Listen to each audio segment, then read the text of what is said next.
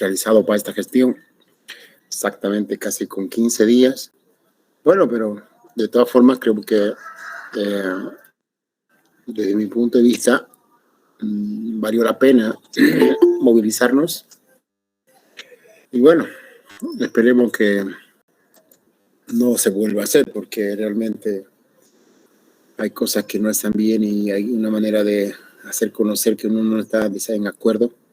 Es justamente eso, ¿no? Eso de hacer los paros y bloqueos. También ustedes deben saber que como estudiante universitario, que ahora la universidad está entrando en un periodo de, digamos, de posibles conflictos con la cuestión de la vulneración de las autonomías por la 1342, por esa ley. Pero bueno, vamos a ver si se puede, ¿no? Todo el sistema universitario puede arreglar sin necesidad de estar parando, ¿no? Porque realmente es un tremendo perjuicio para todos, ¿no?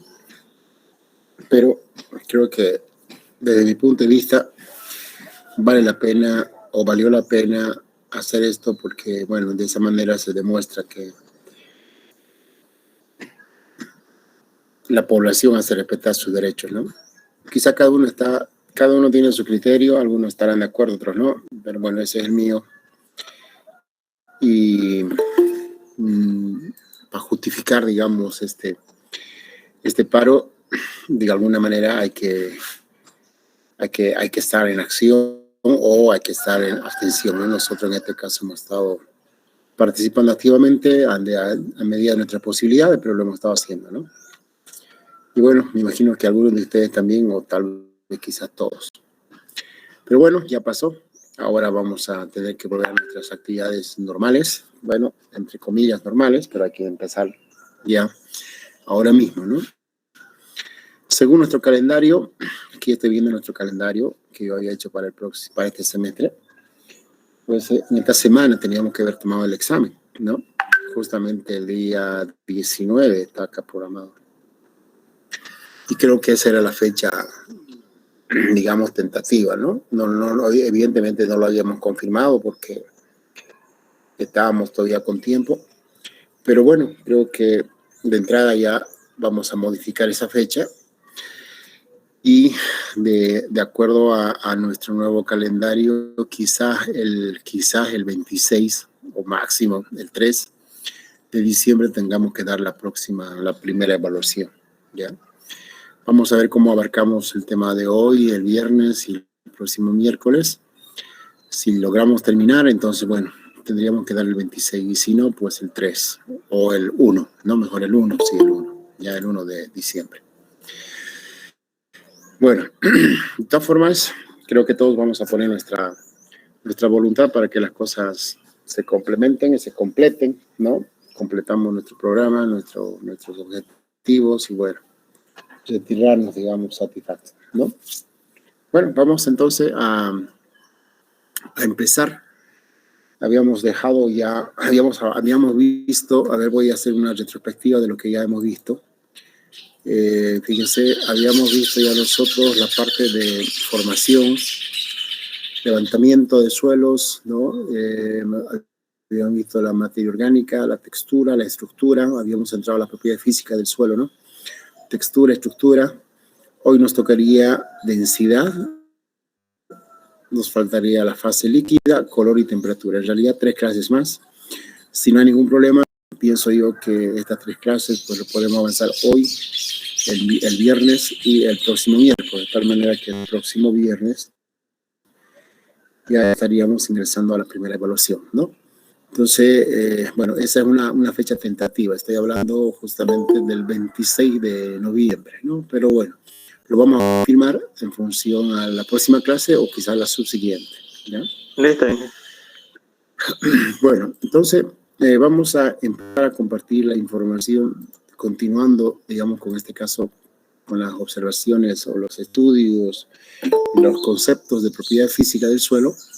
Vamos a ver ahora otra propiedad. Voy a empezar a compartir mi pantalla para que ustedes puedan ver la información que voy a compartir. Bueno, me imagino que ya ustedes lo están viendo, es es un tema que tiene densidad y la porosidad, ¿no? Si ustedes se dan cuenta, con la textura y estructura hemos visto eso, lo que dentro de la composición del suelo equivale al 35%, al 45%. Después hemos complementado con el 5%, que es la materia orgánica, ¿no? Entonces, hasta ahí hemos visto, digamos, el 50% de las propiedades físicas que tienen relación con el suelo. Ahora vamos a entrar al otro 50%, ¿no? El otro 50% está relacionado al espacio poroso, ¿no?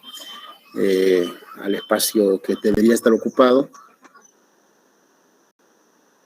por el agua y por el aire. Bueno, como ya ustedes han debido ver, ¿no?, un patrón en los temas, en el título, pues está prácticamente lo que uno quiere dar, ¿no?, el mensaje general que uno quiere dar del tema. Ahí tenemos nosotros, hablamos del concepto de densidad. Ustedes lo han debido ver, el concepto de densidad en varias materias, en física, en química, ¿no? Y dentro de la relación, digamos, dentro de la relación de compuestos de elementos líquidos, pues fíjense aquí hay una probetita que nos permite hacer la diferencia, ¿no?, de los líquidos en función a la densidad, ¿no? Ahora, en los sólidos, ¿no es cierto?, la densidad tiene algo similar, una relación similar, pero en este caso ya está relacionado con los espacios vacíos que contiene el suelo, ¿no? Entonces acá tenemos un perfil, aquí tenemos otro y aquí tenemos otro. Evidentemente los espacios son diferentes, ¿no? Entonces eso significa que pues la estructura, la textura, la porosidad, la densidad nuevamente tienen relación, ¿no? Bueno, a ver, vamos a entonces entrar al concepto de lo que es la densidad.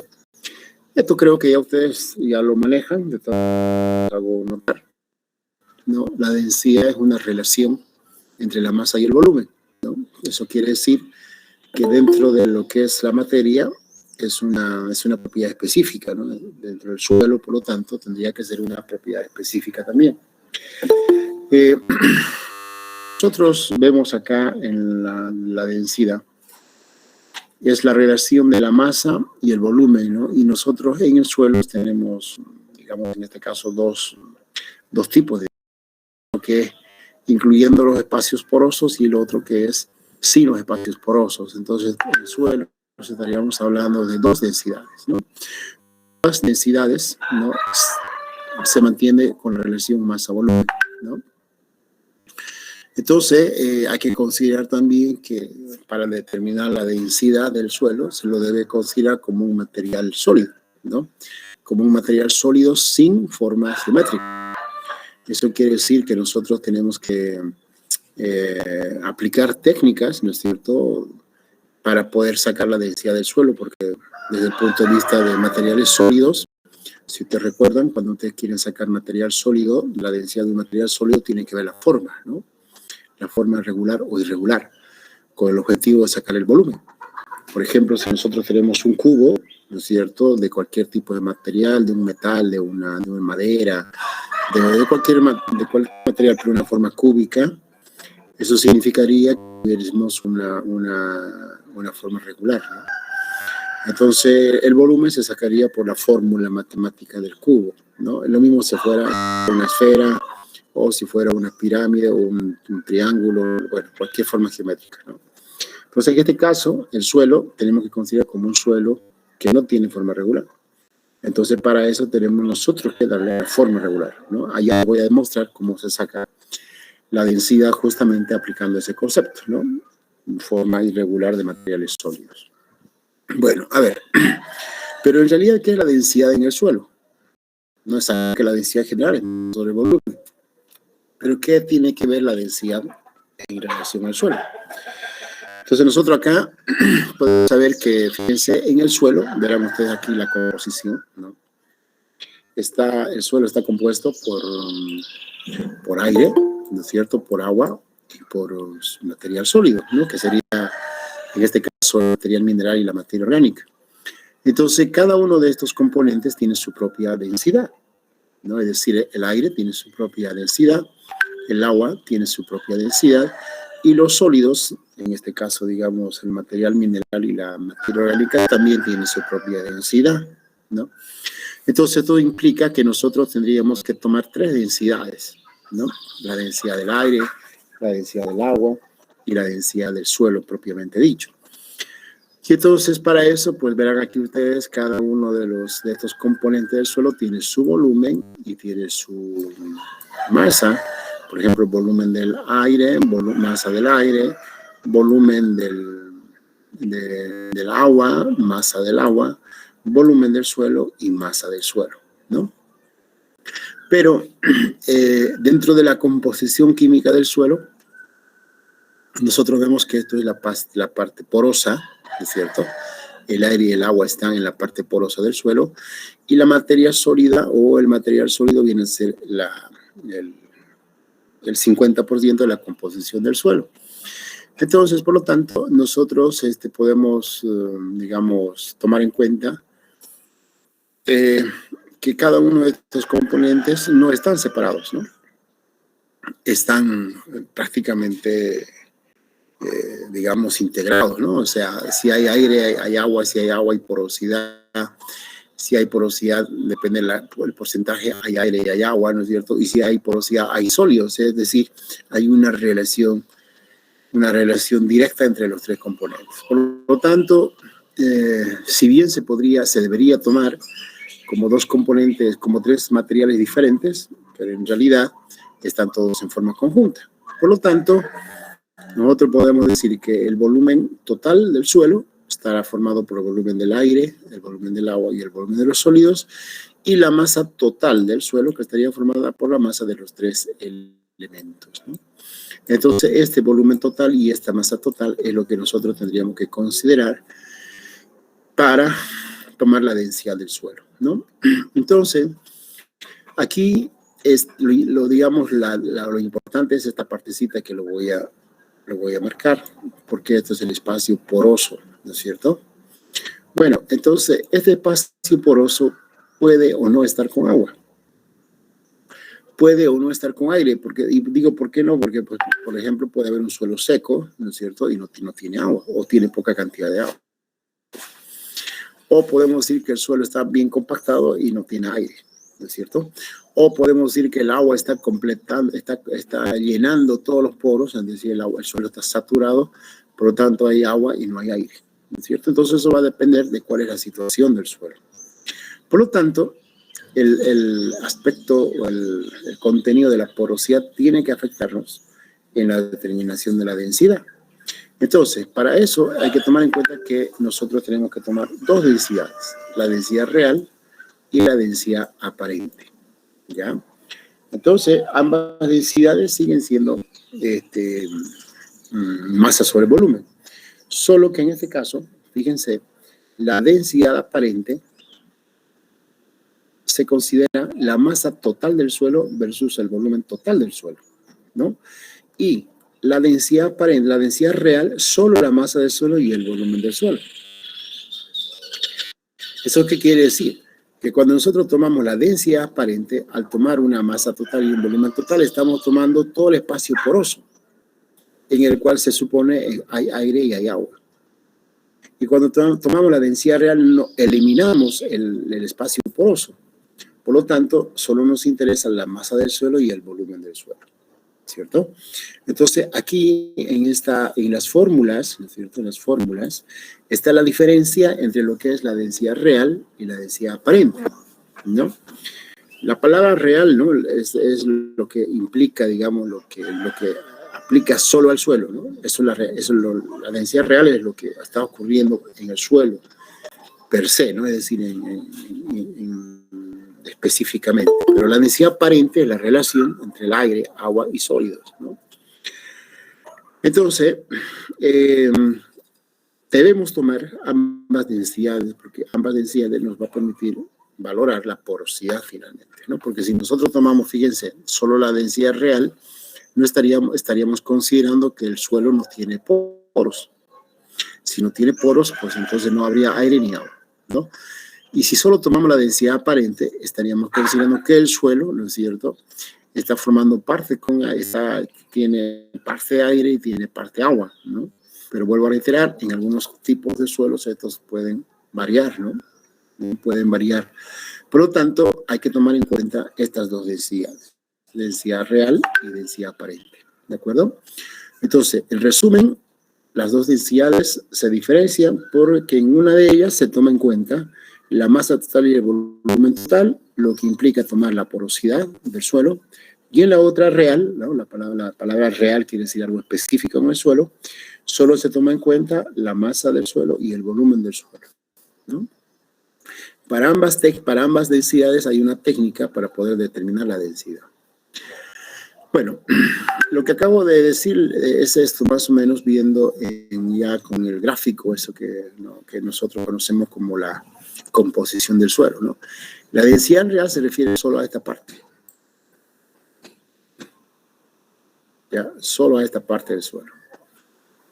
Y la densidad aparente es a todo, ¿no? Entonces, la densidad real, fíjense, está designada solo a la fase sólida, que sería esta, ¿no? Descartamos la fase líquida y la fase gaseosa. Y acá es una cosa muy importante a tomar en cuenta. Es un valor muy permanente, pues la mayor parte de los minerales arcillosos presentan una densidad que está alrededor de 12 a 2,65 gramos por centímetro cúbico. ¿Qué implica esto? Que nosotros, si quisiéramos no determinar la densidad en un laboratorio, pues podemos tomar estos dos valores, ¿no? Ya como fijos, digamos, ¿no? Como 12 o 2,65. En caso que nosotros no podamos determinar la densidad real en un laboratorio, pues tomamos como 12 o 2,65, ¿no? Pero ojo, 12 y 2,65 estaría solamente relacionando a la densidad de los materiales y minerales, ¿no? Y principalmente arcillosos, ¿no? No se olviden que no solamente hay arcilla, hay arena también y hay limo. Entonces, habría que considerar eso, pero esto es el parámetro que lo indican los textos, ¿ya? Para densidad real.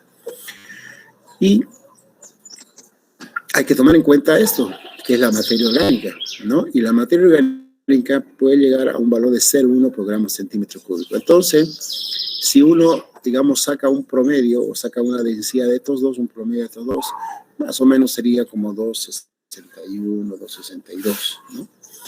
Entonces, eso se puede tomar ya como un parámetro fijo de lo que es la densidad real, en el caso que nosotros no lo podamos determinar en el laboratorio, ¿no? Bueno, entonces eso es lo que es la densidad real. Entonces ya podemos tener nosotros un valor fijo en caso de no realizar el análisis. Pero la determinación de la densidad real es de esta manera, porque si, digamos, nosotros quisiéramos tomar el valor, ¿no es cierto?, pues ¿cómo lo hacemos? No se olviden que tenemos que eliminar el espacio poroso, ¿no? Y uno dice, ¿cómo eliminamos el espacio poroso? ¿No? Entonces, esta es la técnica. Fíjense cómo se hace la densidad real.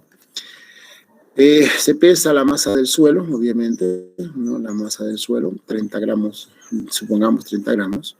Se utiliza un material volumétrico, un matraz, en este caso, aforado, ¿no es cierto? Aforado acá, de 50 mililitros. Y no se olviden que este suelo, si yo introduzco a la probeta, o al matraz, perdón, pues estoy introduciendo el material mineral y, bueno, la porosidad, ¿no es cierto? Porque esto aquí entre estos materiales hay espacios porosos. Bueno, entonces lo que hago es colocar ahí, digamos, el suelo y eliminar esos espacios porosos. Es decir, ¿cómo lo elimino? En este caso los tengo que llenar, no los tengo que ocupar esos espacios porosos. Y entonces, ¿cómo los ocupamos?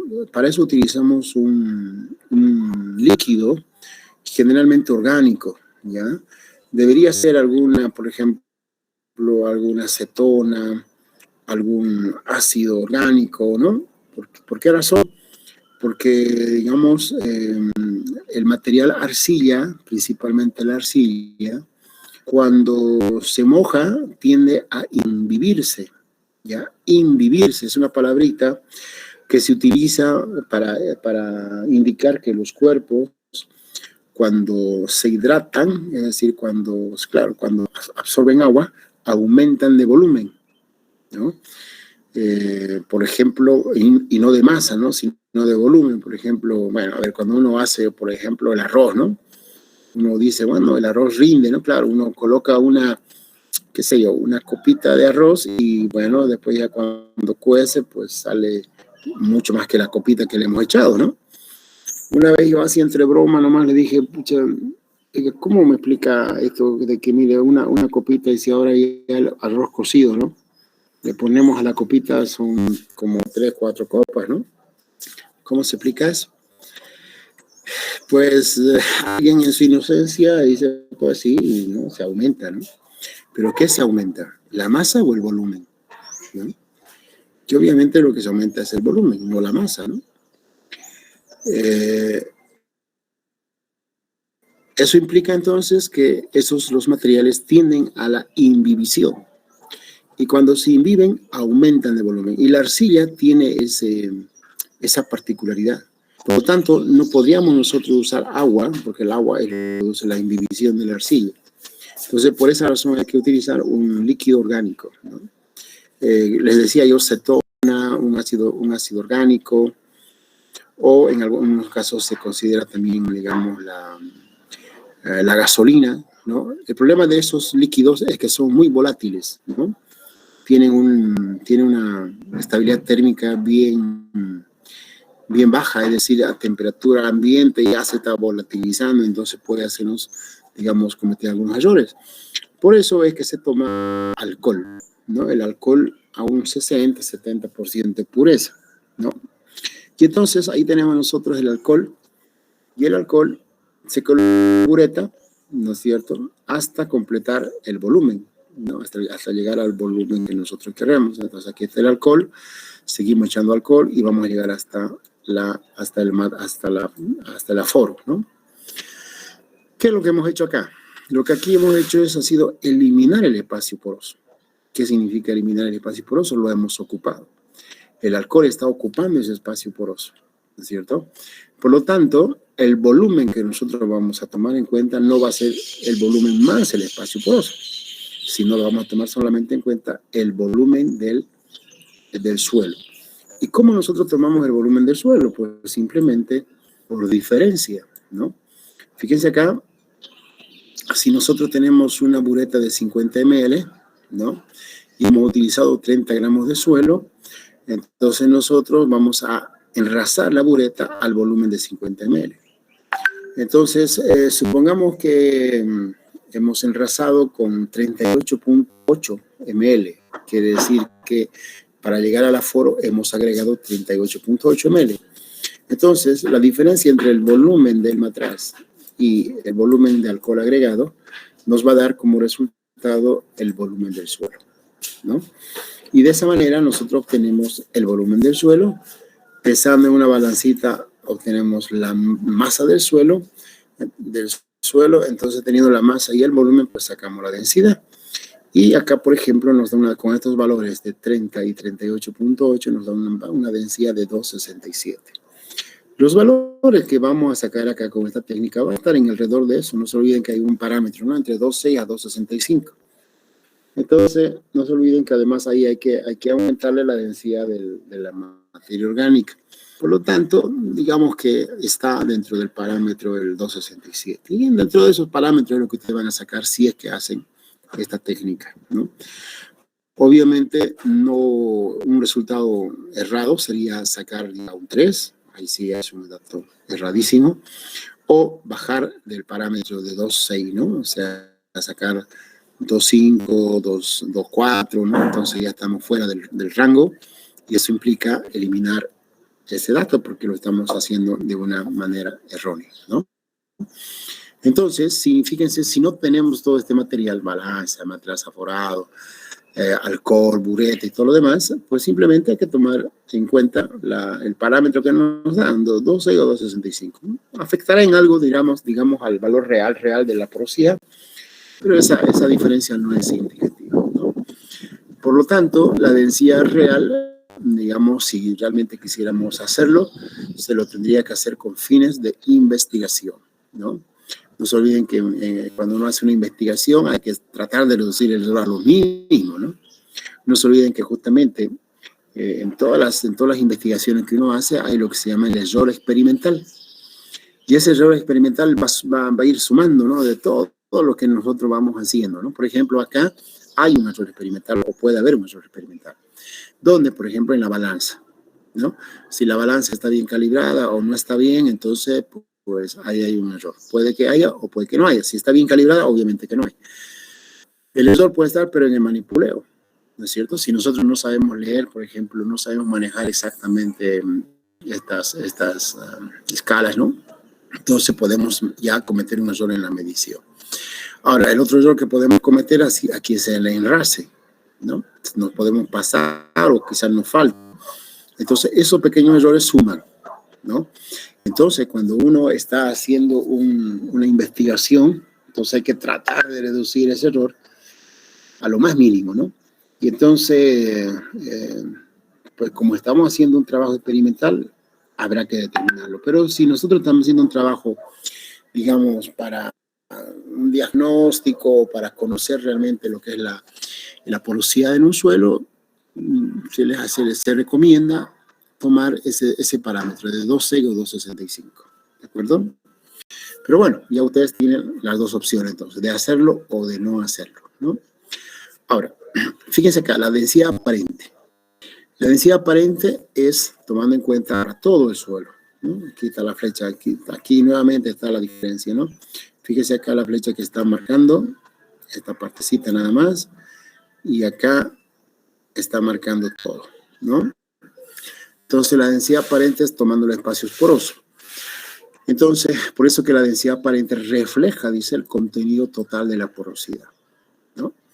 Ahora, los valores de la densidad aparente, los que uno puede sacar, va a estar obviamente en función al uso que tiene el suelo, ¿no? Por ejemplo, si el suelo ha sido muy usado, no sé, muy digamos, trabajado, entonces normalmente al haber sido trabajado, se ha ido utilizando maquinaria, ¿no? Y la maquinaria entonces genera de alguna manera la reducción de la porosidad por el efecto de la compactación, ¿no? Pero también, por ejemplo, en terrenos donde se hace sobrecarga de animales, por ejemplo, en terreno de pastoreo, ¿no? Ahí también hay una sobrecarga de animales, entonces ahí también puede generarse lo que se llama una reducción de la porosidad, ¿no? Entonces, va a depender de qué tipo de suelo estamos analizando o estudiando y cuál es su condición de manejo del suelo, ¿ya? Entonces, por lo que los horizontes superficiales son los que más se trabajan, ¿no es cierto? Por ejemplo, cuando ustedes quieren hacer una plantación de un arbolito en su casa, pues mueven todo el terreno, no más, digamos, de 30 centímetros, el mejor de los casos, ¿no? O sea, con una palita, un asadón, unos 20 centímetros, ¿no? Y le ponen ahí la plantita, ¿no? Entonces esos 20 centímetros más o menos abarcan el horizonte 0 y el horizonte A, o la capa A, ¿no? Entonces, en esos horizontes donde permanentemente están siendo removidos, pues la densidad es bastante baja, ¿no? Es 1 a 1,25 gramos cc. Pero en horizontes más profundos, donde no se alcanza a remover, no le estoy dando el ejemplito de, por ejemplo, si ustedes quieren plantar una planta de maracuyá en su casa, harán por un espacio de 20 centímetros, digamos, irán cavando, ponen la plantita, pero de 20 para abajo no lo han movido, ¿no? Entonces de 20 para abajo se supone que la densidad puede ser mayor. Entonces, eso es producto, por ejemplo, de la compactación a veces natural que hay en el suelo o directamente del uso que se le da. Entonces ahí las densidades pueden alcanzar un valor superior a 1,6 gramos cc. ¿ya? Entonces, no vayan a extrañarse ustedes que cuando hagan un perfil del suelo, pues en diferentes capas tengan diferentes materiales, porque va a estar en función incluso no solamente del uso, sino del tipo de material que tenemos, ¿no? Si tenemos arena, por ejemplo, en horizontes más profundos, seguramente la densidad no va a ser tampoco tan alta, ¿no? Ahora, pero si la arena está compactada, ahí sí seguramente va a tener unos valores mucho altos, ¿no? O sea, va a depender de esos factores, ¿no? Del tipo de mineral, del tipo de uso, de la profundidad, bueno, de esos factores. La densidad, pero por lo general están arriba de 1.5, ¿no? Bueno, entonces eso es lo que es la densidad aparente, ¿de acuerdo? Ahora, ¿cómo se determina la densidad aparente? No se olviden que les dije que el suelo lo tenemos que tomar en cuenta como un sólido de forma irregular. Entonces, para sacar la masa, pues, y el volumen, que es lo que nos permite calcular la densidad, pues nosotros la masa la obtenemos pesando, ¿no? Bueno, a ver, ya vamos a ver acá. Pero, ¿cómo obtenemos el volumen? Entonces, fíjense, para obtener el volumen hay todos estos equipitos que nos pueden ayudar a determinar, ¿no? Un cilindro con su maderita y su combo, barrenos así que en los cuales se pueden anexar cilindros con biseles, ¿no? O sea, con bisel se llama un filo, ¿no? Nos permite facilitar la penetración en el suelo. También tenemos nosotros aquí cilindros portables. Fíjense que cada cilindro una vez que nosotros colocamos acá el barreno, cada cilindro pues representa una muestra. Entonces fíjense, hay varios cilindros que nos pueden permitir sacar varias muestras y portarlos en cada uno, ¿no? También, digamos, tenemos cilindros más pequeñitos, ¿no? Acá verán, cilindros más pequeñitos. Y algunos, digamos, aquí tenemos barrenos que también nos pueden servir para sacar la densidad, ¿no? Entonces, fíjense ustedes, cada uno de estos cilindros, ya estoy hablando de una forma regular. Entonces, nosotros utilizamos eso en el suelo. Por ejemplo, aquí está el suelo y aquí está un cilindro. Entonces, lo estamos introduciendo el cilindro en el suelo, ¿no? Ahora, aquí hay una cosa muy interesante, ¿no? Hay uno que dicen que se debe introducir, digamos, si este es el suelo, ¿no? Si este es el suelo en forma vertical, así, ¿no? Ahora hay otros que dicen, bueno, hay que hacer un perfil del suelo, ¿no es cierto? Y entonces acá, en cada cara, hay que introducir el cilindro en forma horizontal. Bueno, cada una de estas técnicas, digamos, tiene su ventaja y desventaja, ¿no? En el caso de introducir, digamos, en forma vertical, corremos nosotros el riesgo de que al golpear acá, ¿no es cierto? Al golpear acá o al presionar con el barreno, pues podamos presionar el suelo y entonces ahí pues tener, digamos, alterar, digamos, el volumen, ¿no? Porque si presionamos acá vamos a aumentar el volumen que es del suelo, ¿no? En este otro lado, el riesgo es igual, pero menos, ¿no? Porque acá no se olviden que la fuerza que está recibiendo el suelo es del pisoteo, digamos, ¿no? De la fuerza vertical. Entonces, cuando aquí nosotros podemos pasarnos con algo, pues digamos que no estamos logrando la compactación del suelo, ¿no? Simplemente estamos, digamos, alterando el volumen de la muestra del suelo, pero no estamos alterando el volumen del suelo, ¿no? Sino el volumen de la muestra. Pero bueno, en realidad, haciendo un análisis más en detalle, en realidad las diferencias no son muchas, ¿no? Solamente que hay que tener cuidado nada más. Si tenemos el debido cuidado, cualquiera de las dos formas finalmente son válidas, ¿no? Y para evitar incluso ese tipo de decir que aquí he presionado y aquí también se puede presionar, hay otros este tipo de modelitos, son cajitas, ¿no? Donde uno aquí arriba va cortando, aquí verán ustedes aquí como una cuchilla va cortando, y va introduciendo sin necesidad de golpear al suelo, ¿no? Aquí también la cajita tiene su propia cuchilla y aquí uno, digamos, golpea con el combito y entonces esto se va introduciendo y al introduciendo va arrastrando, digamos, esta cajita metálica, ¿no? Ahora, claro, esto entra o se utiliza en suelos, digamos, donde es posible hacer eso. Pero hay otros suelos que son muy compactos y no es posible hacer eso. o hay que esperar que el suelo esté húmedo, hay que humedecer el suelo. Entonces, por eso que cuando uno hace ese tipo de determinaciones, lo tiene que hacer después de hacer una prueba de riego, por ejemplo, ¿no?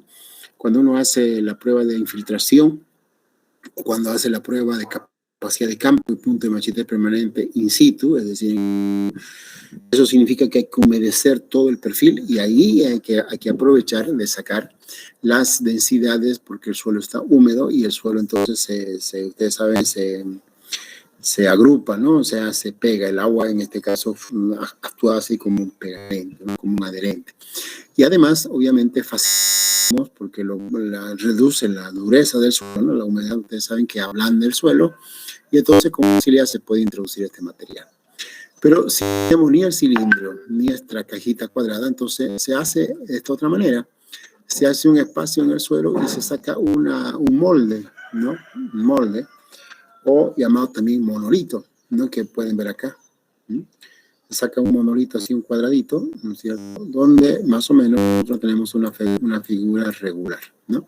Entonces puede ser así, de tal manera que aquí ya no hay problema de compactación, de que estamos introduciendo, nada de eso, ¿no? Ahora, claro que acá es un poco más complicado porque hay que esperar que tenga humedad, porque no se olviden que si no hay humedad, pues no vamos a poder lograr la forma geométrica, ¿no? Entonces, cada una de las formas de sacar la muestra, evidentemente, tiene su ventaja y desventaja. Lo que hay que hacer es aumentar, ¿no es cierto?, el cuidado que uno tiene que tener al sacar. En forma general, digamos, está estandarizado la obtención de la muestra a través de los cilindros, ¿no? Es decir, a través de esto. Fíjense, incluso hay maletines donde están varios cilindros y nos permite llevar sin alterar en lo mínimo la muestra. Entonces, una vez introducido el cilindro, nosotros tenemos que cortar las dos caras, ¿no? Aquí están cortando la de arriba y la de abajo, de tal manera que queda así el cilindro, ¿no? Fíjense acá, ya han cortado esta cara, verán que aquí todavía hay suelo que se está saliendo, entonces seguramente que aquí hay que cortar otra vez, y cuando se cortan las dos caras, pues el cilindro ya está aquí, ¿no? Entonces, este cilindro ya está con el suelo prácticamente completo. Entonces ya fíjense, el suelo, que era considerado como un cuerpo irregular, ahora ya está en una forma regular. Entonces esto nos permite calcular el volumen, ¿no? Entonces, ¿cómo lo vamos utilizando el volumen, la fórmula del volumen de un cilindro, ¿no? Y bueno, cuando ya tenemos nosotros las cajitas, estas cajitas, pues siempre estas que están acá, pues se van descargando en ellas o cada cilindro se va poniendo en las cajitas y uno va llevando al maletín, ¿no? Lo que hay que tomar en cuenta acá es que no tenemos que alterar, ¿no es cierto?, en lo mínimo la densidad. Hay que tener mucho cuidado, ¿no? Por ejemplo, suele ocurrir que al introducir, por ejemplo, acá en el suelo, pues meta una raíz, por ejemplo, ¿no? Y esa raíz, pues evidentemente nos va a alterar, ¿no? Nos va a alterar enormemente. Entonces hay que volver a hacer, ¿no? Hay que volver a sacar la muestra. Hay otro problema que ocurre, por ejemplo, cuando uno está haciendo este corte, a veces pues se pica, ¿no? Esta parte salió esa parte y queda un huequito. Y entonces a veces uno comete el error de rellenarlo, no debe rellenarlo, porque si se rellena ya está alterando la densidad del suelo. Entonces, bueno, si ocurre eso, hay que volver a sacar. Entonces, para evitar esos problemas, este muestreo tiene que estar con humedad adecuada. Y ustedes dicen, ¿cuál es la humedad adecuada? La humedad adecuada es esto que nosotros vamos a llamar como capacidad de campo, ¿ya? La capacidad de campo es una humedad que hay en el suelo que nos permite sacar muestras, que nos permite evaluar el contenido del agua, que nos permite hacer varias otras pruebas, ¿no? La capacidad de campo. Entonces, de esa manera también se facilita hacer las introducciones de los cilindros, los cortes y evidentemente reducir el error en la determinación de la densidad aparente, ¿ya? Bueno, una vez que nosotros sacamos las densidades, pues llevamos mejor las muestras, llevamos a la estufa. ¿Para qué? Para eliminar el agua, ¿no es cierto? Porque no se olviden que tiene que estar vacío el espacio por ojo. Lo eliminamos el agua y acá pesamos. Y bueno, después, si realmente tenemos un suelo donde se puede agrupar de esta manera, pues fíjense, tenemos un cilindro exacto, ¿no? Esto se supone que ha salido del cilindro metálico. Entonces, bueno, se mide acá su radio, su altura, su diámetro, y tenemos el volumen del cilindro, ¿no? Que sería este tipo radio cuadrado por altura. Y sacamos la densidad en función a la masa del suelo, ¿no es cierto? Más la masa, más el volumen del suelo, ¿no? Y entonces aplicamos la densidad, la fórmula, y la densidad, por ejemplo, con estos datos, 120 gramos y 98 cc, pues tuviésemos 1,22 gramos cc de densidad. Aquí ya nosotros podemos dar una pequeña explicación de qué significa ese valor, ¿no? Fíjense, la densidad puede ir desde 1 hasta 1,6. Desde 1 hasta 1,6, ¿no? Evidentemente, si es más cerca a 1, significa el suelo que tiene una buena porosidad, que no está compactado, ¿no? Pero ya cuando estamos hablando de 3 para arriba, es decir, de 1,3 hacia arriba, ya estamos hablando de un indicio de compactación, ¿no? Y si es 3,6, 3,4, olvídense, eso ya está un suelo compactado. Y si es 4, 1,4, 1,45, 1,5, ya evaluamos incluso el grado de compactación, ¿no? Entonces, un dato entre 1,3 a 1,5, 1,3, a ver, aquí lo escribo mejor.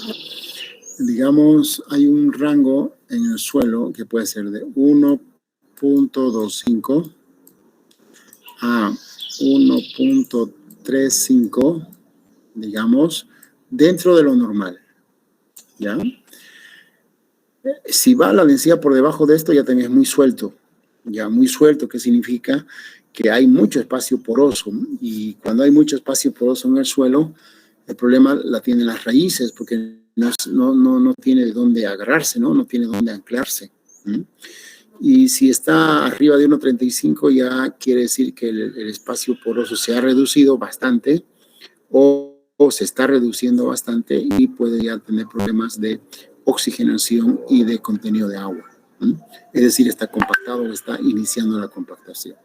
Pero dentro de este rango, digamos que está un suelo dentro de los valores normales.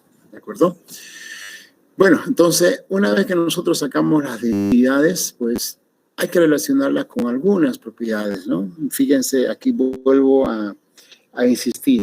La densidad es un parámetro, pero que no lo podemos interpretar ni utilizar en forma individual. Fíjense, se puede relacionar con la textura, ¿no? ¿Esto qué quiere decir? Por ejemplo, las densidades aparentes, ¿no es cierto?, de suelos arenosos, fíjense acá, va entre 1,35 y 1,44, de un suelo arcilloso va entre 1,24 a 1,46, ¿no? O sea, bueno, la densidad real, si nosotros tomamos un parámetro fijo, pues sería 2,6 para cada uno, 2,65 para cada uno, pero si queremos determinarlo por la técnica que les dije, mire, fíjense, va entre 2,53 a 2,63 en un suelo arenoso, ¿no? En un suelo arenoso 2,58 a 2,66, en un suelo arcilloso 2,54 a 2,64, ¿no? O sea, difiere, evidentemente, ¿no? También se puede evaluar con el grado de saturación de agua. Saturación de agua. Entonces, bueno, 27%, 33%, 40%, 53%, 58%. Fíjense, en el caso de los suelos arcilloso, arcillo-limoso, interesante, ¿no? 60-70% de saturación. ¿Eso qué quiere decir? Que, pues, que cuando tenemos un suelo arcilloso, el suelo arcilloso recibe mucha cantidad de agua y en realidad, por los microporos que tiene, ¿no es cierto?, retiene una gran cantidad. Y esa cantidad, ¿no es cierto?, se incrementa por la inhibición que sufre la arcilla, ¿no? Entonces, por eso que la saturación en suelos arcillosos es bastante alta, ¿no? 60-70%. Y también acá podemos relacionar con la capacidad de campo. Capacidad de campo es la cantidad de agua, bueno, se lo voy a decir ahora, se lo voy a repetir más adelante, pero la capacidad de campo es la cantidad de agua, ¿no es cierto?, que retiene un suelo después que ha pasado el punto de succión. O en los libros dice capacidad de campo, la cantidad de agua que existe después de 48 horas. Se entiende que en estas 48 horas todo el agua gravitacional o todo el agua ha escurrido, y lo que el agua ya no escurre y está en el suelo, a partir de ahí es capacidad de campo, ¿no? Bueno, entonces fíjense, lo mismo, en franco arenoso son bajos la capacidad de campo, en un suelo arcilloso es bastante alto, ¿no? Y eso está en función a la textura. Y ojo, y también está en función a la densidad, ¿no? El punto de machete permanente es otro parámetro que tiene relación con la humedad. ¿Qué es el punto de machete permanente? Es el agua que existe en el suelo, pero que el agua que está en el suelo ya la planta no lo puede aprovechar, ¿no? ¿Por qué no lo puede aprovechar? Porque esa agua está retenida en el suelo con una fuerza superior a la fuerza de succión que tiene la planta. Y aquí les voy a dar un parámetro, ¿no? Ustedes dirán, ¿y cuál es la fuerza de succión que tiene la planta? La fuerza de succión que tiene la planta es de hasta 15 atmósferas. Los que entienden el concepto, bueno, no el concepto, la unidad de atmósfera, ustedes ya deben imaginarse lo que significa, ¿no? La fuerza. No se olviden que nosotros, sobre nuestras cabezas, está una atmósfera. En este caso, aquí en Santa Cruz, un poquito menos, ¿no? Pero en el nivel del mar hay una presión de una atmósfera. Entonces, 15 veces esa fuerza, ¿no es cierto?, es la fuerza de succión que tiene la planta. Entonces, hasta ahí puede hacer la planta o puede aprovechar el agua. Pero ya cuando el agua está erguida al suelo arriba de 15 atmósferas, ya la planta no lo puede aprovechar. Entonces la planta entra en ese punto de marchitez permanente, ¿no?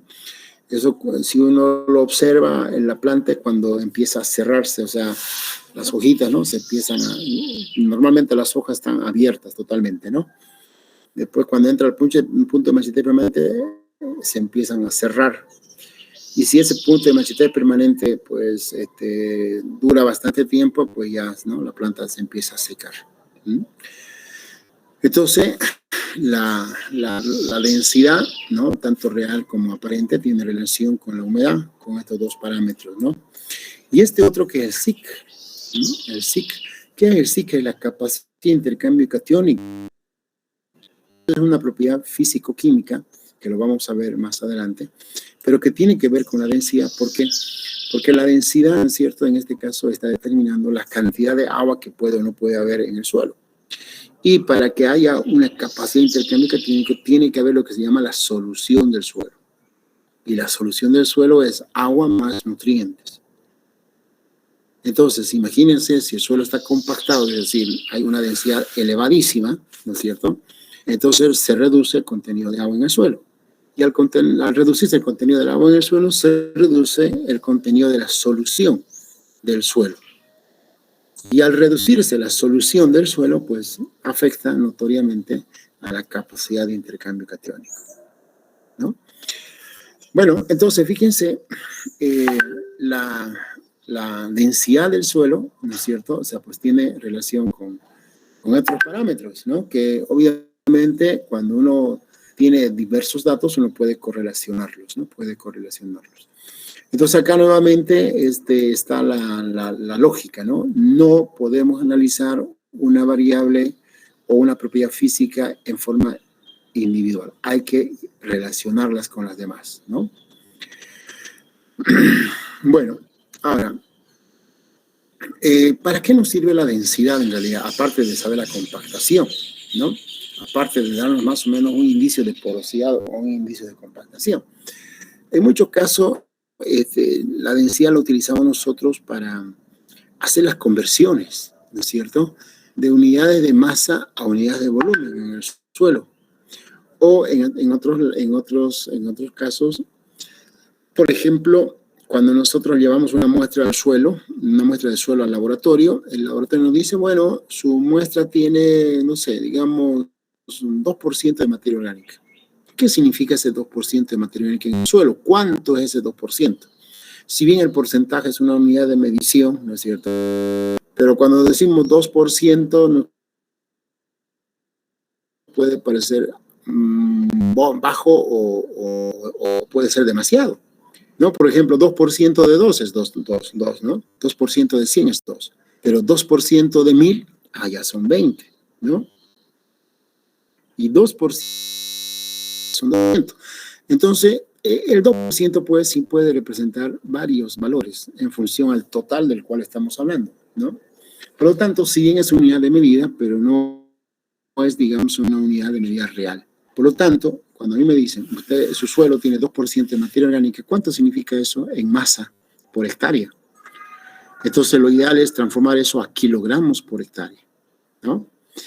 Lo mismo sucede con otros elementos. Por ejemplo, cuando me dicen partes por millón,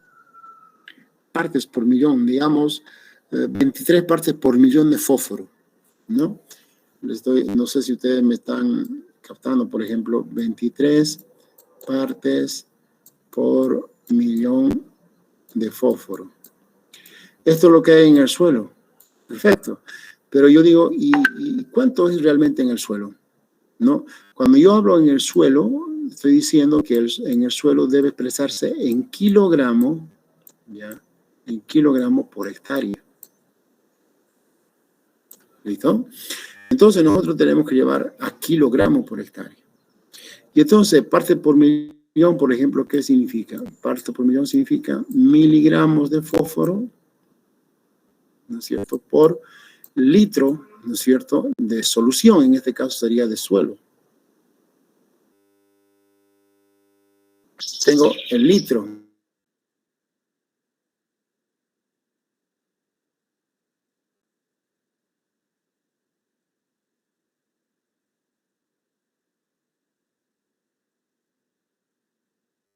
Tengo, al revés también se puede hacer. ¿Cómo transformo esta masa del suelo a volumen del suelo? Esto es con la densidad. ¿Qué densidad? Densidad aparente. Por eso que acá dice, la densidad aparente es un dato necesario para transformar muchos de los resultados de los análisis de los suelos en el laboratorio, expresados en porcentajes o en volumen en el campo, ¿no? O en porcentaje en volumen en campo. Entonces, es importante, ¿no? Esto para nutrición vegetal y para fertilidad de suelos es importante, ¿no? Porque todos los datos los tenemos que expresar en kilogramos por hectárea, ¿de acuerdo? Entonces, esa es una utilidad del uso de la densidad también. Ahora, ¿cuáles son las variaciones de la densidad? ¿Por qué los suelos pueden tener diferentes valores de la densidad, no? Pues fíjense, la densidad puede aumentar o puede disminuir en los diferentes suelos a causa de qué. Por ejemplo, la reducción o el contenido de materia orgánica. ¿Ya? Y uno dice, ¿por qué el contenido de materia orgánica? Porque, bueno, el contenido de materia orgánica pues regula, no sé, para empezar tiene una relación con la biota del suelo, ¿no? Y la biota del suelo es todo lo que de alguna manera se moviliza en el suelo. Y entonces, si hay microorganismos, hay raíces, hay mesoorganismos que se están movilizando en el suelo, que se están moviendo a través del suelo, significa que están haciendo galerías en el suelo. Y obviamente esas galerías estamos hablando de espacios vacíos. Por lo tanto, estamos hablando de un efecto importante en la reducción de la densidad aparente, ¿no? ¿Esto qué quiere decir? Quiere decir que suelos que tienen una baja cantidad de materia orgánica tienden a tener una densidad aparente elevada. Y aquellos suelos que tienen una buena cantidad de materia orgánica tienden a tener una densidad aparente baja, ¿no? Ahora, ¿cuál es la otra razón de la densidad? La variación es la estructura, ¿no? La estructura, fíjense, depende si son grumos, si son espirales, si son pirámides, si son prismas angulares o subangulares, genera de alguna manera una porosidad, ¿no? Al estar las materias ahí juntas, ¿no?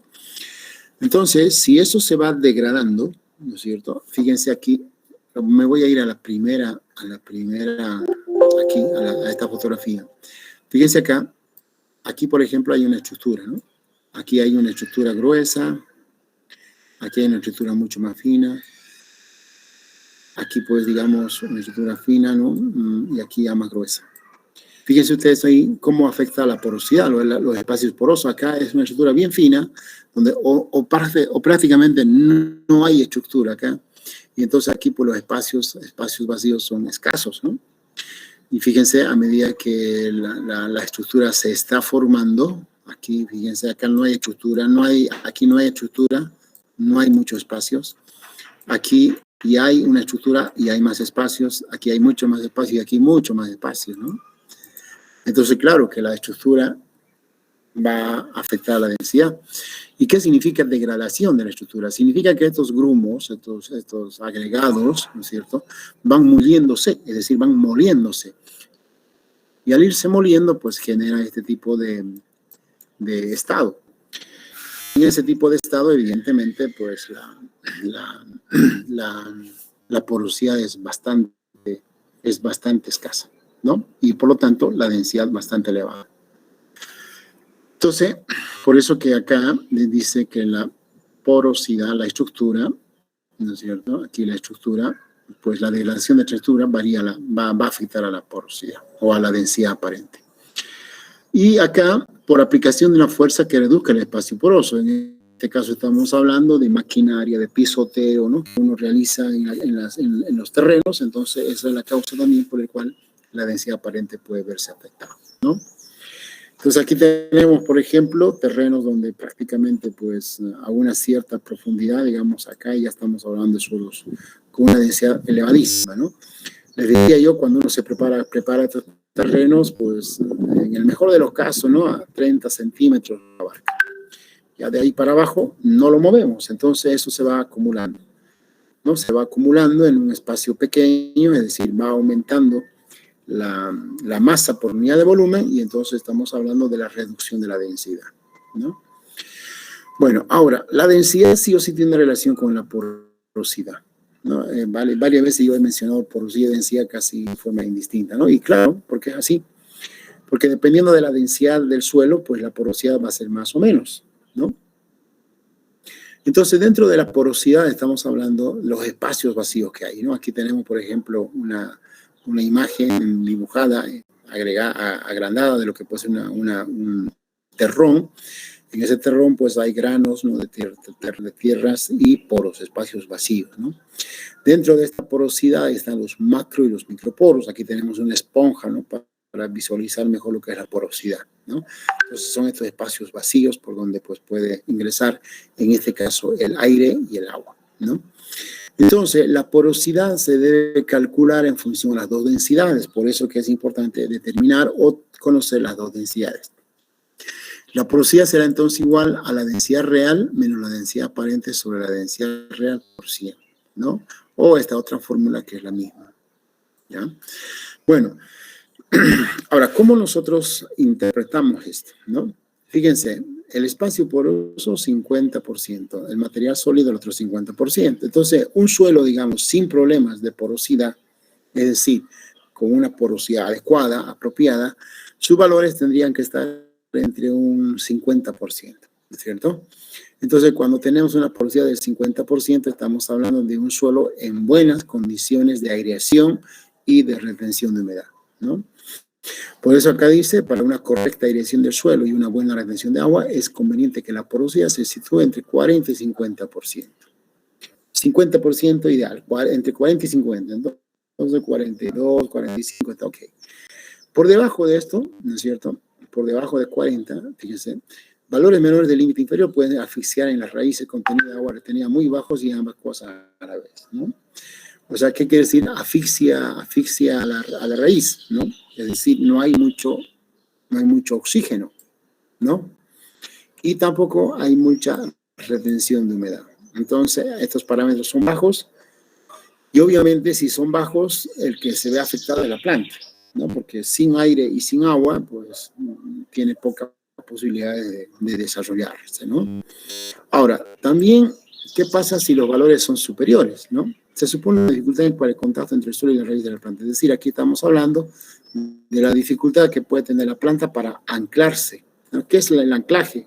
Supongamos que este es el suelo, ¿no es cierto? Y esta viene a ser la planta, ¿no? Entonces, para que esta planta pueda estar ahí bien erecta, Entonces acá y su raíz tiene que de alguna manera anclarse en lo que se llama las partículas del suelo, ¿no? Ahí están las partículas del suelo. Por eso que cuando uno saca, digamos, una raicita, ¿no? una maceta, en lo general vamos a sacar raíces con tierra, ¿no? Con terrones, ¿no? Claro, porque de ahí se están sujetando, ¿no? Muy pocas veces vamos a sacar solo raíz, ¿no? Eso se saca solo raíz cuando el suelo está bien sueltito, ¿no? Por ejemplo, en arena. Si ustedes pueden plantar en arena, la germinación hacen en arena, y la planta, ustedes la alimentan a la planta y ustedes además la van nutriendo, porque la arena no tiene nada de nutrientes, ¿no es cierto? Entonces, en la arena hay mucho espacio poroso, ¿no? Del cual entonces la planta no se puede sujetar. Y la arena además no genera estructura, no tiene agregado. Entonces, si ustedes después de que la planta esté grandecita, ustedes lo sacan de la arena, van a sacar prácticamente la raíz. No va a haber ningún terroncito de arena de tierra, nada. Entonces quiere decir que la arena no está generando un buen anclaje para la planta. Si hacen lo mismo en su jardín, capaz que lo saquen la planta, pero no saquen nada de la raíz, ¿no? Porque la raíz está sujeta al suelo. Y bueno, si lo hacen excavaciones y sacan la raíz va a salir con seguridad con terrones, ¿no? Entonces eso significa que el suelo, que la planta está anclada al suelo. Y entonces cuando el espacio es muy, muy grande, la porosidad arriba de 50, entonces las plantas tienen ese problema de anclaje, ¿no es cierto? Y cuando hay ese problema de anclaje, ocurre lo que se llama el acame, ¿no? ¿Qué significa el acame? Ahí está la planta, ¿no? Ahí la planta, y como no hay dónde anclarse, esto sucede normalmente en los árboles, ¿no? Grandes, donde en suelos plantados en suelos arenosos, ¿no? Donde no hay mucho anclaje, viene aquí un viento y chao, lo tumba, ¿no? Lo tumba, pero al árbol, ¿no? Lo tumba al árbol y todas las raíces afuera. Eso se llama acame, ¿no? Y eso ocurre, para que ocurra eso se juntan dos cosas, ¿no? Primero, que haya mucha lluvia, y ustedes dirán que tiene que ver la lluvia, en un suelo arenoso, lavándolo la arena, ¿no? Entonces, lo poquito que se puede anclar la planta, pues ya el agua le está quitando. Y además, si hay viento, ya no hay dónde más, ¿no? O sea, la fuerza horizontal y no hay dónde se sujelte, se acama las plantas, ¿no? Y entonces eso sucede cuando la porosidad es por encima del 50%. O sea, que no conviene tener, digamos, porosidad fuera de estos rangos, ¿no? Porque en ambos casos puede verse afectada notablemente la planta. Ahora, la clasificación de la porosidad se clasifican en tres grupos en realidad: los macroporos, ¿no es cierto?, los mesoporos y los microporos, ¿no?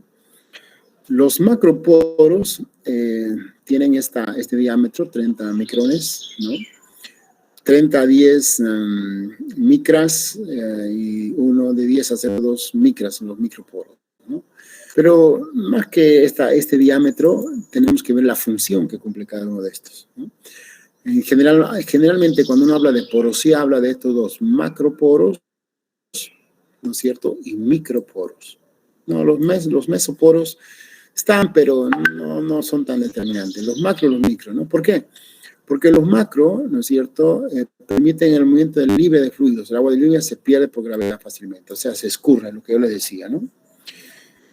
Ustedes tienen arena en un vasito, échenle agua y va a ver que todo el agua prácticamente se va a escurrir, ¿no? Eso se llama agua gravitacional, ¿no? Entonces, como todo se escurre y ustedes plantan algo en esa arena, no hay posibilidad de que desarrolle, ¿no? Porque la arena se va a secar fácilmente.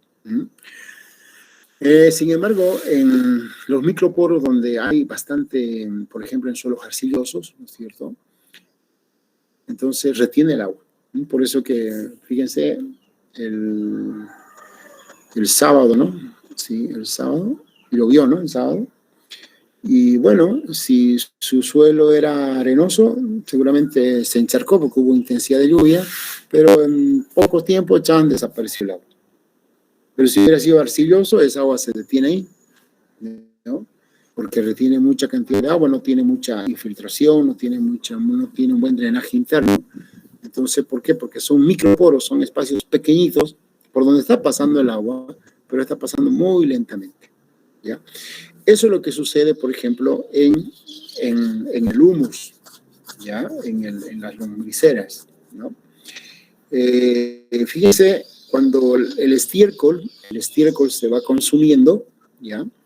Y van a ver ustedes que se va consumiendo, dependiendo de qué tipo de material estén obviamente produciendo, ¿no? Pero cuando se hace de estiércol, no de rumen, eso se vuelve, digamos, un material coloidal, ¿no? Un material coloidal. Y cuando uno lo remueve, ¿no es cierto? Esas, como le dijera, como arenilla que se forma, el humus se forma como arenilla.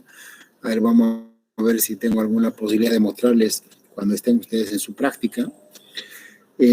Ahí para saber, para que ustedes digan, ¿cómo vamos a saber cuándo ya está listo el humus? ¿No es cierto? Es fácil reconocerlo cuando ya está elaborado. Y cuando ustedes agarren eso, dependiendo obviamente del material, si es estiércol, ustedes lo agarran, lo mojan, eso se pone pues resbalosísimo, es como la arcilla, ¿ya? Entonces, cuando uno hace la remoción de los bancales, o algunos llaman bancales, llaman noques, las camas, qué sé yo, a veces uno tiende, pues no, ya sea con la herramienta, con la mano, tiende digamos, a deshacer esos pequeños grumitos. Y cuando se deshace, se van haciendo como láminas. ¿Mm?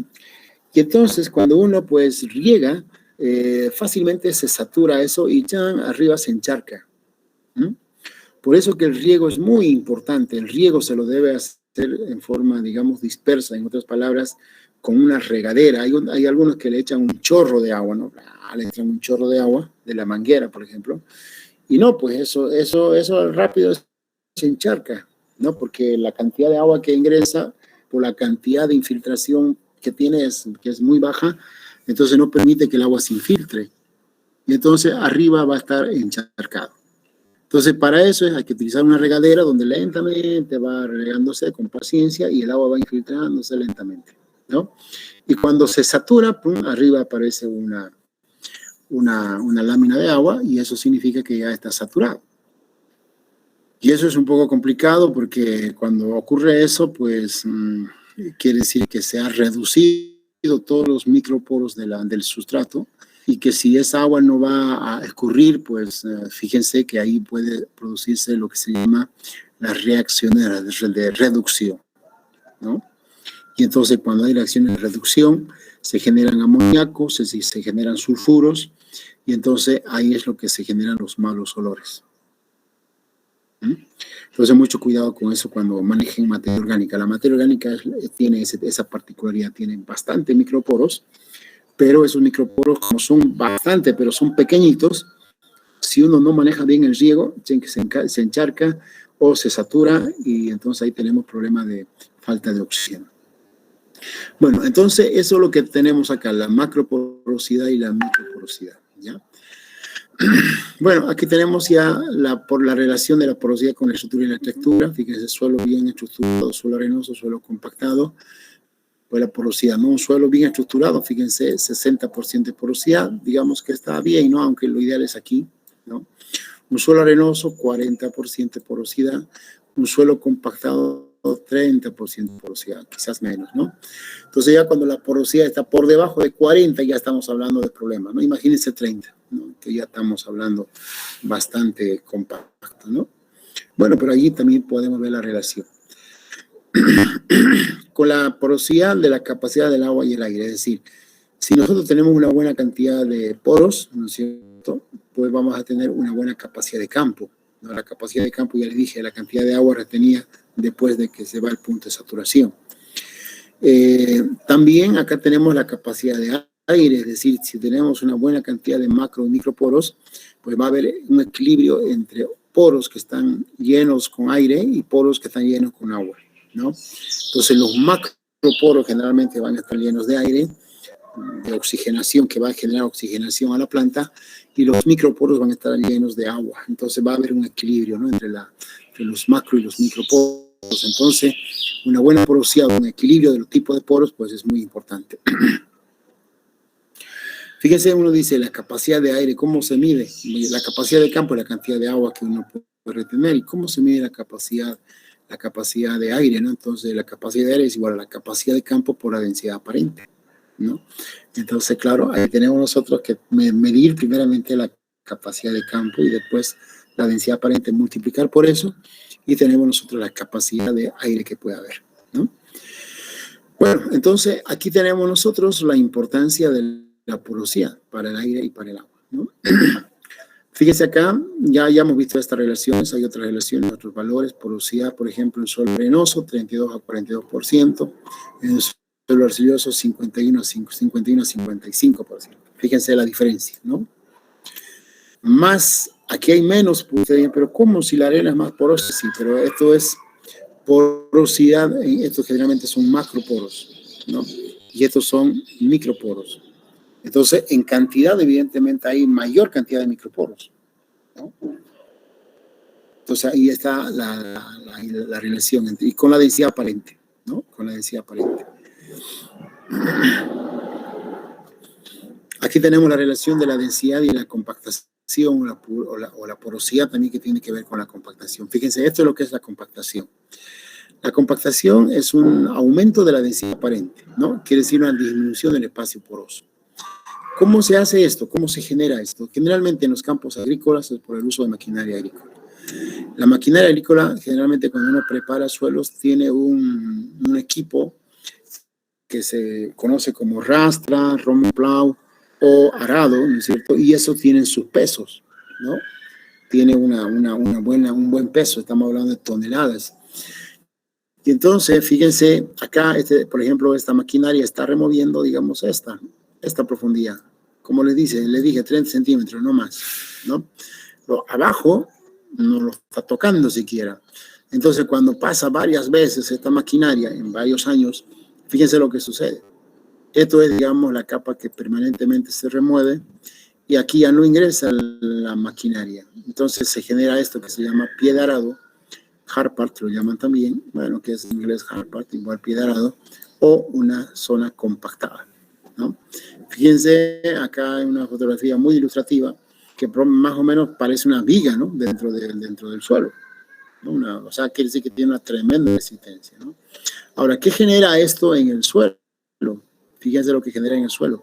Primero, un suelo, si no estuviese compactado, la planta desarrollaría de esta manera, ¿no? Raíces totalmente explorando una buena cantidad de suelo. Si estuviese compactado, la misma planta tuviese este tipo de desarrollo. Las raíces encuentran la capa compactada, algunas de esas ingresarán bien, pero la mayoría no ingresa, y entonces ya esto tiene un efecto en el desarrollo aéreo, en la parte aérea de la planta, ¿no? Entonces aquí una planta reducida, una planta chiquitita, ¿no? Y una planta chiquitita, bueno, ya sabemos su efecto, ¿no? O sea, no produce una buena cantidad, no se desarrolla bien. Entonces, eso sucede cuando los suelos están compactos, ¿no? Bueno, aquí tenemos otras relaciones entre la densidad y la resistencia del suelo, la porosidad total, la capacidad de campo, punto de machetez permanente, poros llenos de aire, densidad, fíjense acá, ¿no? Densidad aparente, contenido de volumen de agua. Entonces, la resistencia del suelo, fíjense, ¿no? Va aumentando a manera que el volumen o la densidad aparente va disminuyendo, ¿no? Ahí tenemos, ¿no? El punto de machetez permanente es lo mismo, la capacidad de campo es lo mismo. Entonces, bueno, tenemos esas relaciones que ocurren cuando uno, digamos, puede correlacionar esto, ¿no? O sea, si uno correlaciona, para correlacionar esto, tiene que tener varios datos de densidades aparentes y varios datos de volúmenes de agua, o en este caso, porosidad, ¿no? Y de ahí ya sacar estas relaciones, ¿no? Entonces, por ejemplo, la densidad aparente, ¿no es cierto?, tiene una relación inversa con la porosidad, ¿no? A mayor densidad, menor porosidad total. Lo mismo sucede con la capacidad de campo, ¿no? En un momento la densidad va aumentando, la capacidad de campo va aumentando, la densidad sigue aumentando, en algún punto ya, fíjense aquí, ¿no? 1.4, 1.5, 1.45, ya listo, la capacidad empieza a bajar, ¿no? Quiere decir que aquí el suelo está compactado. Los poros llenos con aire, ¿no? O sea, una relación inversamente proporcional. Aumenta la densidad aparente, los poros van disminuyendo notoriamente, ¿no? Cuando decimos aumenta, ¿no es cierto?, la densidad aparente, significa que el suelo se está compactando, ¿no? Por si acaso. Ahora, fíjense que cuando la densidad aumenta, la única relación directa es la resistencia del suelo. Es decir, claro, aumenta la densidad y aumenta la resistencia del suelo. Claro, como es más compacto, es más resistente, ¿no? Y esta resistencia nosotros lo tenemos que ver desde el punto de vista de la dificultad que debe tener la planta al ingresar al suelo, ¿no? O sea, esta fotografía. Esto sería la resistencia, ¿no? Entonces el suelo resiste a la planta a que pueda explorar mayor cantidad de suelo. Entonces, fíjense, a mayor densidad, mayor resistencia. Claro, quiere decir más densidad, más compacto el suelo, por lo tanto, la resistencia del suelo pues va disminuyendo, ¿no? ¿Qué más aquí tenemos? A ver, el punto de Machete permanente igual, ¿no? A manera que va aumentando, en este caso va disminuyendo, va aumentando, pero no tanto, ¿no? No tanto, porque el punto de Machete permanente tiene relación más o menos con el agua capilar. Y el agua capilar está relacionado a los microporos, ¿no? Por eso que, digamos, en este caso no tiene mucha incidencia. Pero de todas formas se ve, ¿no?, una relación. Entonces, en otras palabras, digamos, para que todos estos parámetros, ¿no?, todos estos parámetros estén dentro de la normalidad, ¿no?, digamos hasta acá, ¿no es cierto?, esta sería la densidad ideal. 1,3, ¿eh? Eso, ¿no? Cuando la densidad aparente es 1,3, todos estos parámetros, poros con lleno de aire, porosidad total, capacidad de campo, punto de masividad permanente, resistencia al suelo, están dentro de lo ideal, digamos, ¿no? Dentro de lo que nos conviene que esté. Pero ya cuando la densidad pasa arriba de ese valor, pues ya estamos con problemas, ¿no? Bueno, ese es el tema que tenía preparado para hoy. Entonces, bueno, un tema muy importante, muy útil, ¿no? Variables muy utilizadas al momento de evaluar la calidad del suelo. Bueno, no sé si tienen una pregunta, algo que quieran comentar, pues adelante.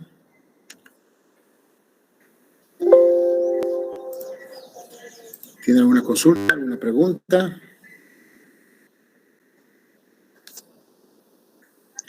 Sí, Inge, disculpe una preguntita. ¿Un suelo compactado provocaría también cambios físicos y químicos en el suelo? A ver, cuando estamos hablando de compactación del suelo, por lo general estamos hablando de la degradación física del suelo. O sea, significa que se ha degradado totalmente la estructura, ¿no es cierto? Porque se ha apelmazado el suelo, la textura, independientemente que haya sido arenosa o arcilloso, franco-arcilloso, franco-arenosa, ya no tiene el efecto de la textura porque está compacta el suelo, está compactado el suelo, está agrupado en un solo bloque. La densidad y la porosidad obviamente ya sabemos que afectan negativamente, se va a afectar negativamente. Por lo tanto, estamos hablando prácticamente de las propiedades físicas totalmente degradadas en un suelo compactado. Ahora, ¿qué pasa con la parte química? La parte química estaría relacionada solamente con la capacidad de intercambio catiónico, que no es netamente químico, sino es físico-químico, ¿no? ¿Por qué relación? ¿Por qué relacionamos con esa propiedad? Porque la capacidad de intercambio catiónico está relacionado con la cantidad primero de micela coloidal. Ya, micela coloidal son los coloides que hay en el suelo, que es la arcilla y el humus. Y el otro es que para que haya la acción, para que se produzca el intercambio catiónico, tiene que haber agua en el suelo.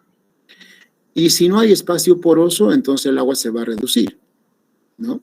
¿Y por qué no va a haber espacio poroso? Porque está compactado el suelo, ¿no? Entonces, si no hay agua en el suelo, entonces la solución del suelo se va a ver afectada. Y al verse afectada la solución del suelo, toda la disponibilidad de nutrientes que puede tener la planta se ve afectada. ¿no? Entonces, dentro de las propiedades químicas podemos ver la capacidad de intercambio catiónico. También se podría ver un efecto negativo en la cantidad de nutrición vegetal de la planta. Quizás también en la salinidad, porque como no va a haber, digamos, infiltración, el agua se acumula arriba, y si el agua trae sales, pues esas sales se quedan en la superficie del suelo, ¿no es cierto? Y también quizá con el pH, ¿no? El pH, ¿en qué sentido? Pues depende de qué tipo de sales se van a ir acumulando en el suelo por efecto de la compactación, ¿no? Si son sales ácidas, pues el suelo va a tender a ser ácido. Y si el suelo las sales son alcalinas, pues el suelo va a tender a ser alcalino, ¿no? Entonces la compactación es digamos, en este caso, una degradación física, ¿no es cierto? Principalmente física, y que puede tener implicancias en la parte química, ¿no? Por eso que muchos suelos, acá en Santa Cruz al menos, están ingresando en esa etapa de degradación, de compactación. Y fíjense, hay una cosa interesante en esto. Yo les acabo de decir que la compactación se produce por el demasiado uso de maquinaria agrícola.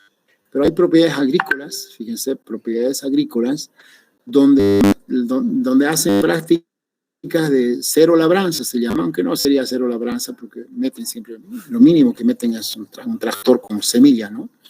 Pero lo que yo me refiero es a que ser cero laboreo, es decir, no trabajan en el suelo, no revuelven el suelo. No solamente hacen el surco con la máquina, que se llama una siembra directa, el surco, la semilla, y lo tapan.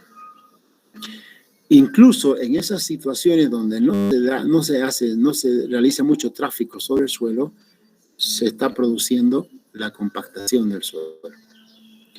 Y entonces en ese tipo de suelos, cada 5 años por lo menos, se recomienda hacer un subsolado.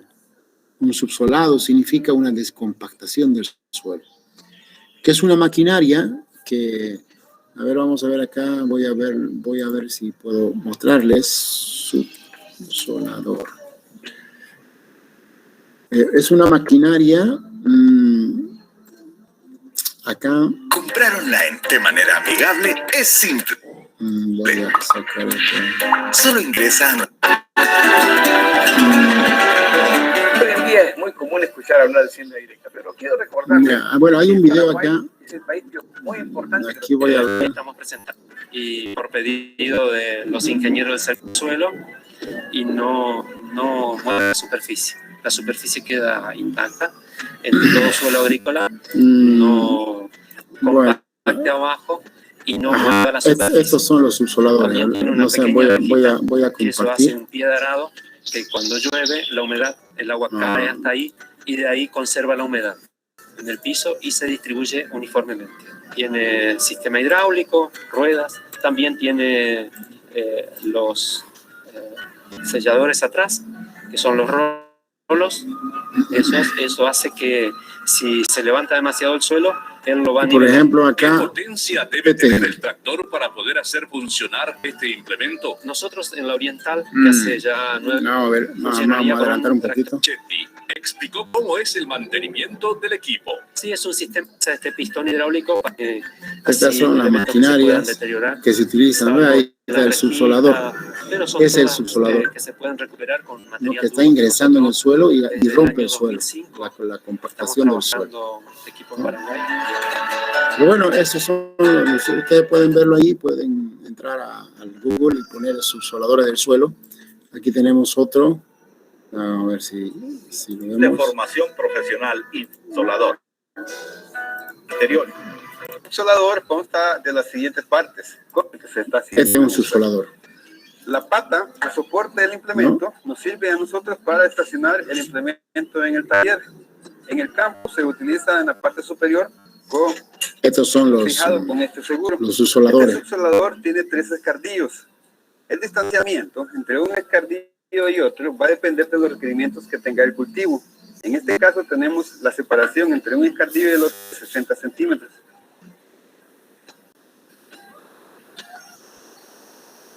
Si hablamos del ancho de trabajo de todo el implemento, estamos hablando de trabajar únicamente con 2 escardillos. Vamos a ver si sacando el escardillo hacia abajo si vemos y poniéndolo cómo funciona.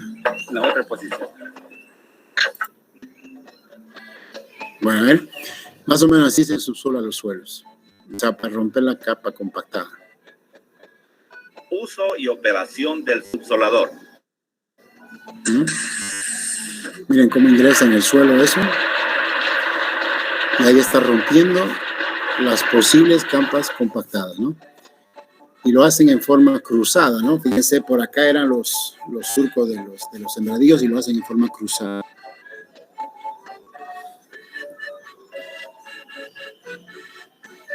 Cruzar y surcar, ¿no? Es un trabajo lentito, ¿no? Porque normalmente a veces cuando es muy duro se rompen estos, ¿no? El mantenimiento del implemento consiste en lo que es lavar el implemento. Bueno, ya ustedes lo pueden ver estos videos. Hay muchos de estos videos en Google y pueden ver también, digamos, cómo se rompe o cómo se produce la compactación, ¿no? Entonces es un problema muy serio aquí en Santa Cruz en este momento. Aquí en Santa Cruz estamos ingresando en zonas donde prácticamente la compactación es bien fuerte, ¿no? Los girasoles, ustedes conocen los girasoles son que tienen una panícula bien redonda, ¿no? Bien grande, pero cuando están solo compactados, esas panículas se reducen enormemente, ¿no? O sea, son chiquititas, en forma burlesca uno lo llama margaritas, ¿no? O sea, no es girasol, son margaritas, chiquititos ya, ¿no? Y obviamente eso afecta el rendimiento y todo lo demás, ¿no? O sea, la compactación es un problema muy serio en los campos agrícolas. Bueno, no sé si respondí a su pregunta. Sí, muchas gracias. Bueno, ¿alguna otra consulta? Buenas tardes, ingeniero. Sí. Una consulta. Para determinar la densidad del suelo y la temperatura en la estufa, ¿se seca en estufa? ¿Es necesario hacerlo o puede ser a temperatura ambiente? Ya, a ver, ¿cuál es el objetivo de secar en la estufa, no? De secar no se olviden que nosotros queremos medir el volumen para sacar la densidad aparente, solamente necesitamos considerar el espacio poroso, ¿no? Entonces, el espacio poroso significa que debe estar vacío. Entonces, cuando nosotros sacamos la muestra del suelo, si para sacarla correctamente, les había dicho yo que tiene que estar en capacidad de campo. Capacidad de campo significa una humedad de saturación, un poquito menos que la saturación, ¿no? Entonces, si ustedes sacan esa muestra y la secan, digamos, al ambiente, no se va a perder toda la humedad, ¿no? Por lo tanto, cuando ustedes saquen la masa de la muestra, van a sacar la masa de la muestra más la masa del agua que no se ha evaporado. Y entonces ya automáticamente eso puede llegar a cometerse un error, porque dependiendo de cuánto de agua todavía hay retenida, pues va a incrementar la masa, ¿no? Y si no, pues ustedes vean, después de que cuando llueve, ¿no es cierto? Arriba está seco, porque claro, superficialmente se ha secado, pero ustedes meten una herramienta y no muy lejos, digamos, de la superficie y se encuentra humedad. Entonces, ¿cómo se entiende eso? Se entiende de que evidentemente la humedad que se pierde en forma natural, digamos, es la superficial, ¿no? Entonces, en un cilindro que más o menos tiene 5 centímetros de altura, que es una altura considerable, entonces puede secarse, pero puede que no se seque todo en forma natural. Entonces, por eso que hay que meterlo a la estufa, ¿no? Entonces, en la estufa se hace a una temperatura de 110 grados centígrados y con esos 110 grados centígrados se garantiza que todo el agua que puede estar retenida en el suelo, pues se evapora. Y entonces hemos eliminado la masa del agua.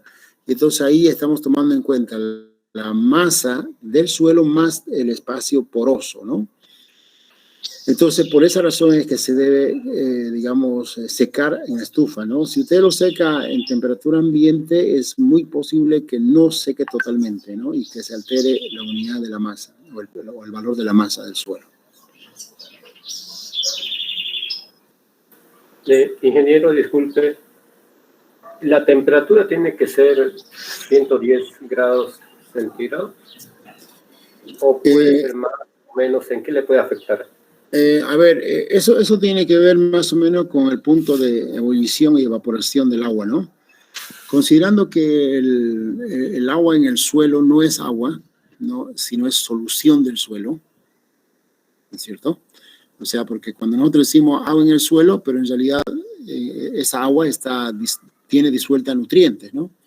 Porque si no, ¿cómo la planta se alimentara de los nutrientes? Como no habría forma de cómo asimilar nitrógeno, fósforo, potasio y todo lo demás. Entonces, en realidad nosotros lo que evaporamos es una solución, ¿no? Y entonces, si ustedes se dan cuenta, han debido ver en Química 1, me imagino, este tema que se llama propiedades coligativas de las soluciones. Las propiedades coligativas de las soluciones son 4, ¿verdad? Uno es ósmosis, el otro es evaporación, ¿no? ¿Cómo se llama? Presión de vapor del agua. El otro es punto de congelación, disminución del punto de congelación e incremento del punto de ebullición. Esas son las 4 propiedades coligativas. Entonces, ¿qué quiere decir esto? El agua pura se evapora en forma constante a 100 grados centígrados, ¿no? El agua pura. Ahora, el agua que está formando de una solución se evapora a más de 100 grados centígrados. Entonces, cuando nosotros estamos considerando el agua en el suelo, no estamos considerando agua pura. Estamos considerando agua, es decir, solución del suelo, es decir, agua con nutrientes. Y entonces, por ejemplo, si usted evapora a 90%, a 90 grados centígrados, a 90 grados centígrados no va a evaporar todo el agua, porque la propiedad coligativa nos dice que para evaporar el agua de una solución, más aún depende de la concentración, porque si su suelo, por ejemplo, es bien nutrido, significa que la concentración de esa solución es bastante elevada, entonces la cantidad de agua que va a evaporar va a ser bien poca, ¿no? Entonces, se toma como un parámetro de 110 grados centígrados para asegurarnos que estamos evaporando agua de una solución nutritiva de, digamos, mediana fertilidad, ¿no? Entonces, ¿afecta la temperatura? Afecta, ¿no? ¿Por qué afecta? Por esa razón. Revisen lo que es propiedades coligativas y van a ver que las propiedades coligativas están relacionadas a las soluciones. Y en este caso está relacionado al punto de evaporación.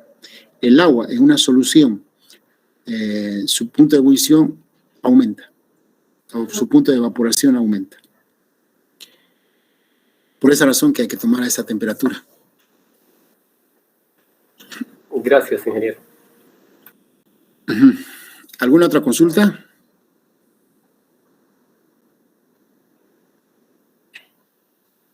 ¿No hay más?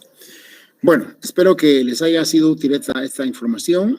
Son parámetros que van a escuchar mucho, más aún aquí en nuestro departamento, donde la actividad productiva es una de las actividades principales. Van a escuchar ese efecto de la compactación, van a escuchar el efecto principalmente de la compactación y del efecto en el desarrollo de las plantas. Bueno, si no hay más consultas, si no hay más preguntas, pues dejamos esta información acá y ya, ¿no? Agradecerle por la clase y nos veremos el próximo viernes. Hasta luego, ingeniero. Muchas gracias por la clase. Ok. Bueno, jóvenes, un gusto tenerlos otra vez. Hasta el próximo viernes.